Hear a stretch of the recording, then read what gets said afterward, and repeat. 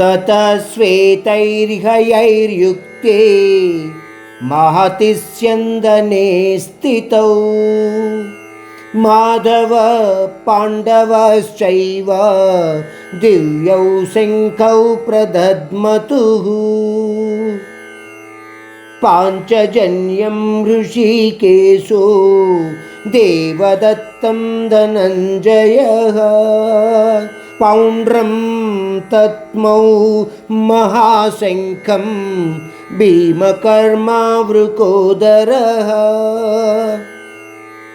కౌరవ సైన్యాల యొక్క యుద్ధభేరీలు విన్న కృష్ణార్జునులు తెల్లని గుర్రాలతో సిద్ధము చేయబడిన దివ్యరథముపై కూర్చుని పాంచజన్యము మరియు దేవదత్తము అన్న పేరులు కలిగిన శంఖాలను పూరించారు.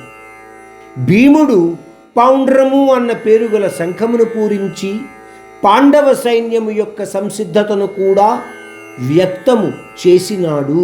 అంటే పాండవ సైన్యాలు కూడా యుద్ధము చేయడానికి సంసిద్ధముగా ఉన్నాయి అన్న విషయాన్ని కౌరవ సైన్యానికి తెలియచేశాడు.